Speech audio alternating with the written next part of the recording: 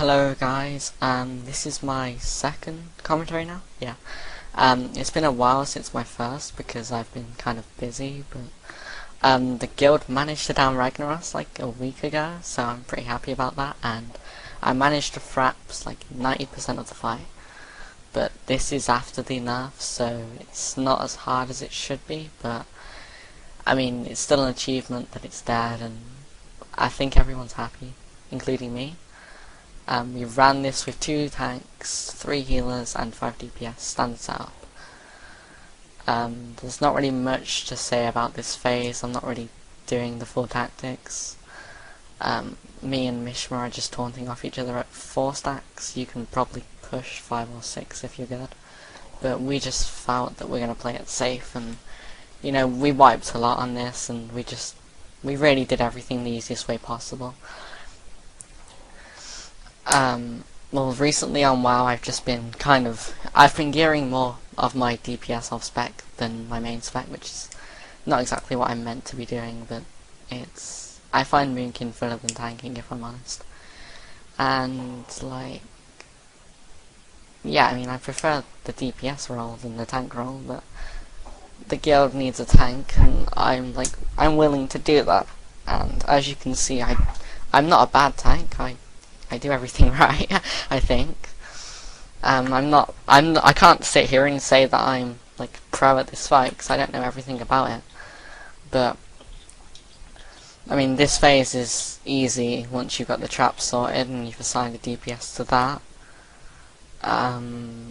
Yeah, this will be interesting. Okay, so for this we just assigned we didn't really assign, but like you need the group to know where they need to stand to CC the right ads and not use it too early, really. You want to stun them when they get close, not when they're far away. Because if any of them hit the hammer, you're probably going to wipe. And that's, well, it's not the best thing, is it? This is the first of the 2 hammer phases, whatever you want to call them. I call them hammer phases. This is the first of 2, so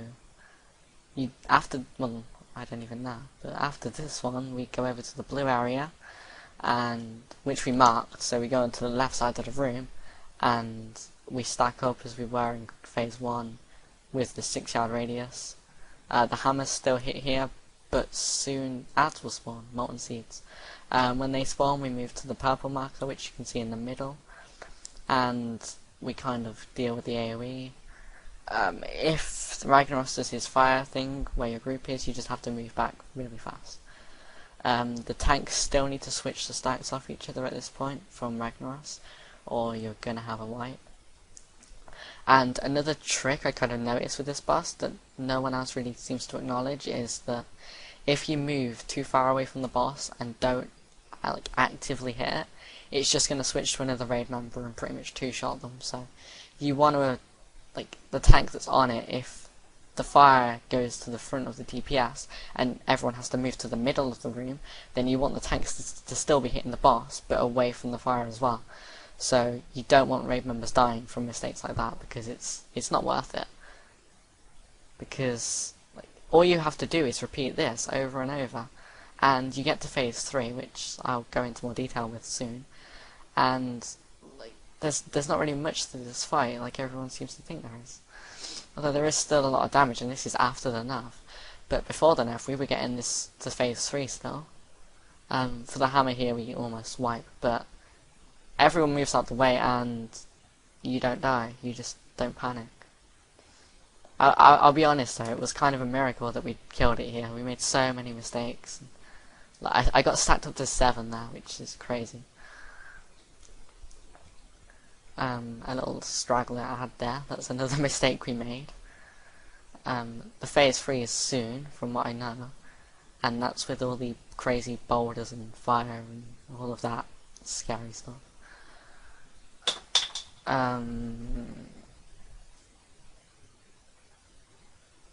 Another hammer coming there that we kind of don't fail on. This is honestly just a DPS fight now. There's nothing that can even be said about this boss anymore, because it's so easy. It's been toned down so much, and that's kind of what I want to kind of talk about at some point, because the Firelands nerfs were needed because, let's face it, the top guilds had time to clear the content they wanted to clear. They had months, and people got the legendaries legitimately and everything like that.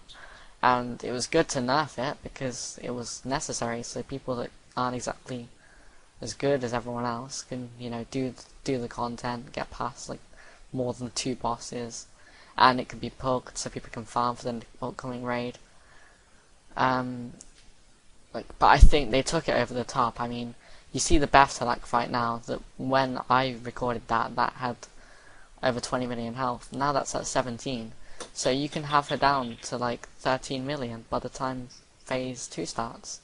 And that's the kind of phase we were popping Time Warp around. So it's such a huge change, but it's too far, because I mean, now for our guild runs, everything, I mean, even pre-nerf we were kind of one-shotting everything, but there's not even any risk of wipes now. Everything is just easy. Like, the 4th boss, Gatekeeper, he feels like a trash pool now. He has moves that used to drop 90% of your health per attack, that now drop about 60. You can heal that up with like 2 healers, like using Holy Light. It's ridiculous.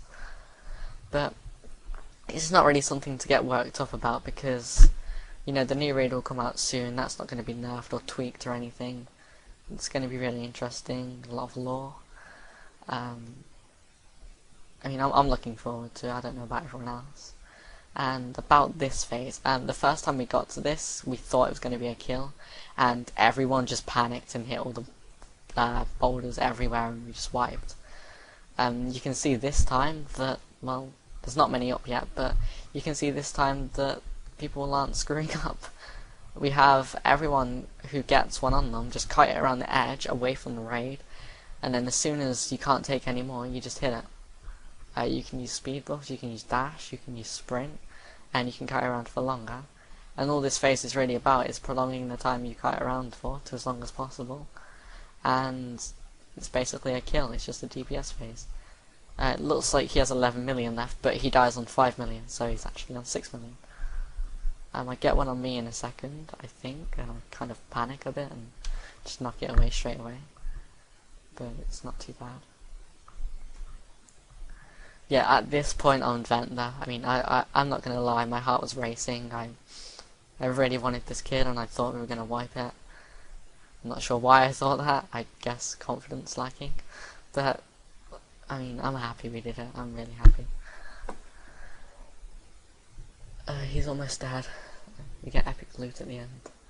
Yeah, here we go. I have a boulder on me. I do my best to kite it, but I'm kind of panicking right now. And a hammer comes down conveniently, which I think I dodge. Yes, I dodge. I'm good. And at this point, everyone was kind of cheering and happy. It was a good atmosphere on Vent. I don't know why I'm talking about Vent on a commentary, but And there's the Firelands achievement, which you can see from the chat box I get quite happy about. I mean, everyone's happy. You get to see some epic loot. Thank you for watching this, and if you enjoyed it, feel free to subscribe, favourite, comment, do whatever you want. But a like really does help me, and I would appreciate it. And thank you for watching. Bye bye.